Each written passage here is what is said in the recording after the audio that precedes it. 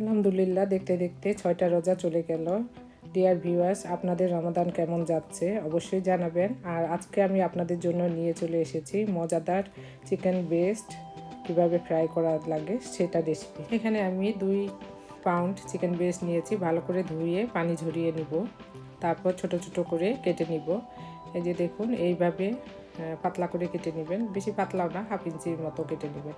তারপরে আমি এখানে জিরা ধনিয়ার গুঁড়ো 2 চামচের মতন অ্যাড করছি। আপনারা গরম মশলা কখনোই অ্যাড করবেন না কোনো ফ্রাইতে। আর এখানে 2 চামচ আদা বাটা, রসুন বাটা, আর সাথে একটু কাঁচামরিচও দিয়েছিলাম, সেটা অ্যাড করছি। লবণ 1 চামচের মতো অ্যাড করব, যেহেতু সয়া সস অ্যাড করব ওই জন্য লবণটা একটু কমই দিচ্ছি। আর এখানে 2 চামচের মতো সয়া সস দিয়ে দিলাম। শুকনা মরিচের গুঁড়ো 1 চামচের মতো ব্যবহার করবেন। আর টমেটোর কেচাপ 1 টেবিল চামচ আমি নিয়েছি।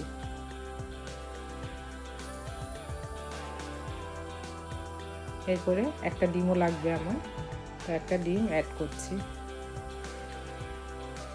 আর চিনি আমি এখানে হাফ চামচের মতন ব্যবহার করবো। আপনারা চাইলে হাফ চামচের মতো টেস্টিং সল্টও এই পর্যায়ে ব্যবহার করতে পারেন, এতে করে টেস্টটা আরও ভালো হয়।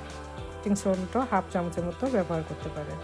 তো মেখে আমি প্রায় আধা ঘন্টা 1 ঘন্টার জন্য মেরিনেট করে রেখে দেবো। এটা আগের দিন মেরিনেট করেও আপনারা ফ্রাই করতে পারেন, তো আমি ইফতারের জন্য করব আজকে, এই জন্যই আধা ঘন্টা আমার সময় আছে, তো আধা ঘন্টার জন্য মেরিনেট করে রেখে দিলাম। আর এটা বাইরে কোটিং যেটা করব সেটার জন্য আমি অল পারপাস আটা প্রায় এখানে হাফ কাপের মতো নিয়েছি। লবণ দিয়ে দিব, শুকনা মরিচের গুঁড়া দিব হাফ চামচের মতো, যদি ঝাল খেতে না চান তাহলে স্কিপ করবেন। জিরা ধনিয়ার গুঁড়ো দিয়েছি, আর কর্ন স্টেচ যেটা সুপে ইউজ করি সেটা 2 টেবিল চামচের মতন ব্যবহার করেছি। আর হাফ চামচের মতো বেকিং পাউডারও আমি অ্যাড করেছি। তো ব্যাস, এখন সুন্দর মতো একটা ব্যাটার তৈরি করতে হবে, যেমন আমরা বেগুনি করার জন্য করি সেই রকম একটা ব্যাটার তৈরি করলেই হয়ে যাবে। তো অল্প অল্প করে পানি দিয়ে আমি গুলে নিচ্ছি। আপনাদের কাছে যদি কনস্ট্যান্স না থাকে তাহলে আপনারা চালের গুঁড়িও 1-2 টেবিল চামচ ইউজ করতে পারেন। একই ক্রিস্পি হওয়ার জন্য আমরা এটা ব্যবহার করব। তো এখন ডুবা তেলে 1 ঘন্টা পরে আমি চিকেনগুলো ভেজে নিচ্ছি। তো অনেক মজা হয় এই চিকেন ফ্রাই খেলে, আপনারা দোকানের চিকেন ফ্রাই ভুলেই যাবেন।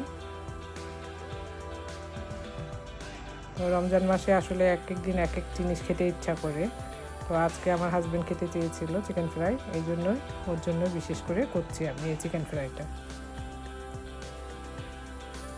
নর্মালি আপনারা করে বাচ্চাদের স্ন্যাক বা ব্রেকফাস্ট বা বিকালের নাস্তাও আপনারা এই চিকেন ফ্রাইটা রাখতে পারেন।